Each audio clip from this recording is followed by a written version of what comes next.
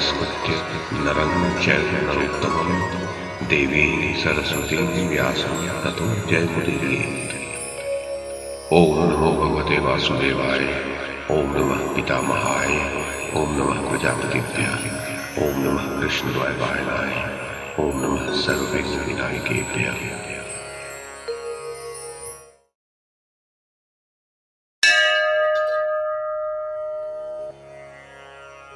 वैशंपायन जी कहते हैं, जन्मेजय, माता के कहे हुए उन नीति युक्त वाक्यों पर दुर्योधन ने कुछ भी ध्यान नहीं दिया और वह बड़े क्रोध में सभा को छोड़कर अपने दुष्ट बुद्धि मंत्रियों के पास चला गया।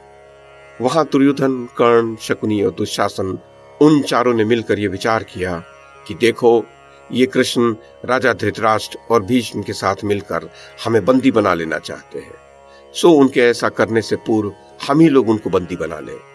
कृष्ण को बंदी बना लिया गया है, ये सुनकर पांडवों का सारा उत्साह ठंडा पड़ जाएगा और वे किंग कर्तव्य विमूढ़ हो जाएंगे। जन्मेजय, सात्विकी इशारे से ही दूसरों के मन की बात जान लेते थे। वे तुरंत ही उनका भाव ताड़ गए और सभा से बाहर आकर कृतवर्मा से बोले, शीघ्र ही सेना सजाओ और जब तक मैं इनके कुविचार की श्री कृष्ण को सूचना दूं, तुम स्वयं कवच धारण कर सेना को व्यूह रचना की रीति से खड़ी करके सभा भवन के द्वार पर आ जाओ। फिर कोई सिंह जैसे पर्वत की कंदरा में जाता है, उसी प्रकार सभा भवन में जाकर उन्होंने श्री कृष्ण से उनका वह कुविचार कह दिया। फिर वे मुस्कुराकर राजा धृतराष्ट्र और विदुर से कहने लगे, सत्पुरुषों की दृष्टि में दूत को बंदी बनाना धर्म, अर्थ और काम के सर्वथा विरुद्ध होता है, किंतु ये मूर्ख वही करने का विचार कर रहे हैं। इनका यह मनोरथ किसी प्रकार पूर्ण नहीं हो सकता। ये बड़े ही क्षुद्र हृदय हैं। इन्हें नहीं सूझता कि श्री कृष्ण को बंदी बनाना वैसा ही है जैसे कोई बालक जलती हुई अग्नि को कपड़े में लपेटना चाहे। भरत श्रेष्ठ, सात्विकी की यह बात सुनकर दीर्घदर्शी विदुर जी ने धृतराष्ट्र से कहा, राजन, प्रतीत होता है आपके सभी पुत्रों को मृत्यु ने घेर रखा है। इसी से वे न करने योग्य और अपयश की प्राप्ति कराने वाला कार्य करने पर कमर कसे हुए हैं। देखिए, ये लोग आपस में मिलकर बलात् इन कमल नयन श्री कृष्ण का तिरस्कार करके इन्हें बंदी बना लेने का विचार कर रहे हैं, किंतु ये नहीं जानते कि अग्नि के पास जाते ही जैसे पतंगे नष्ट हो जाते हैं, उसी प्रकार श्री कृष्ण के पास पहुंचते ही ये सब के सब नष्ट हो जाएंगे। जन्मेजय, उसके पश्चात श्री कृष्ण ने धृतराष्ट्र से कहा, राजन, यदि ये क्रोध में भरकर मुझे बंदी बना लेने का साहस कर रहे हैं तो आप तनिक आज्ञा दे दीजिए, फिर देखें ये मुझे बंदी बना लेते हैं या मैं इन्हें बांध लेता हूं। अच्छा, यदि मैं इसी समय इन्हें और इनके अनुयायियों को बांधकर पांडवों को सौंप दूं तो मेरा यह काम अनुचित तो नहीं होगा। राजन, मैं आपके सब पुत्रों को आज्ञा देता हूं, दुर्योधन की जैसी इच्छा है वह वैसा करके देख ले। जन्मेजय, इस पर महाराज धृतराष्ट्र ने विदुर से कहा, तुम शीघ्र ही पापी दुर्योधन को ले आओ। संभव है इस बार मैं उसके अनुयायियों सहित उसे ठीक मार्ग पर ले आ सकूं। जन्मेजय, विदुर जी दुर्योधन की इच्छा न होने पर भी उसे पुनः सभा में ले आए। उस समय उसके भाई और राजा लोग भी उसके साथ ही लगे हुए थे। तब राजा धृतराष्ट्र ने उससे कहा, क्यों रे कुटिल दुर्योधन, तू अपने पापी साथियों के साथ मिलकर एकदम पाप कर्म करने पर उतारू हो गया है।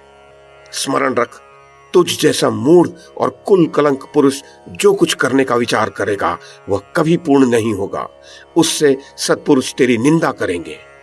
सुनने में आ रहा है तू अपने पापी साथियों के साथ मिलकर इन श्री कृष्ण को बंदी बनाना चाह रहा है। अरे, इन्हें तो इंद्र सहित सभी देवता भी अपने वश में नहीं कर सकते।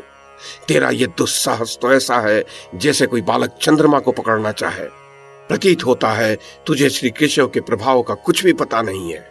अरे, जैसे वायु को हाथ से नहीं पकड़ा जा सकता और पृथ्वी को सिर पर नहीं उठाया जा सकता, वैसे ही श्री कृष्ण को कोई बल से नहीं बांध सकता। जन्मेजय, इसके पश्चात विदुर जी बोले, दुर्योधन, तुम मेरी बात सुनो। देखो, श्री कृष्ण को बंदी बनाने का विचार नरकासुर ने भी किया था, किंतु सब दानवों के साथ मिलकर भी वह ऐसा नहीं कर सका। फिर तुम इन्हें अपने बलबूते पर पकड़ने का साहस कैसे कर रहे हो? इन्होंने बाल्यावस्था में ही पूतना और बकासुर को मार डाला था, गोवर्धन पर्वत को हाथ पर उठा लिया था तथा अरिष्टासुर, धेनुकासुर, चाणूर, केशी और कंस को भी धूल में मिला दिया था। उनके सिवा ये श्री कृष्ण जरासंध, दंतवक्र, शिशुपाल, बाणासुर तथा और भी अनेक राजाओं को नीचा दिखा चुके हैं। साक्षात वरुण, अग्नि और इंद्र भी इनसे हार मान चुके हैं। अपने अन्य अवतारों में ये मधुकैटभ और हयग्रीव आदि अनेक दैत्यों को पछाड़ चुके हैं। ये संपूर्ण प्रवृत्तियों के प्रेरक है, किंतु स्वयं किसी की भी प्रेरणा से कोई कार्य नहीं करते। यही सकल पुरुषार्थों के कारण है। ये जो कुछ करना चाहें वही काम अनायास कर सकते हैं। तुम्हें इनके प्रभाव का पता नहीं है। अपनी महिमा से कभी च्युत न होने वाले इन भगवान गोविंद का पराक्रम भयंकर है। तुम इन्हें अच्छी प्रकार जानते नहीं। ये क्रोध में भरे हुए विषधर सर्प के समान भयानक है। अनायास ही महान पराक्रम करने वाले महाबाहु भगवान श्री कृष्ण का तिरस्कार करने पर तुम अपने मंत्रियों सहित उसी प्रकार नष्ट हो जाओगे जैसे पतंग अग्नि में पड़कर भस्म हो जाता है।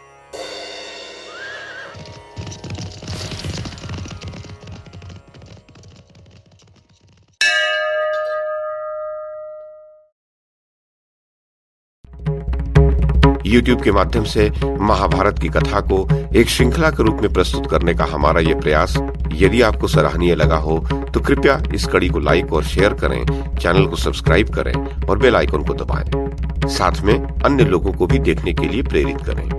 धन्यवाद और नमस्कार।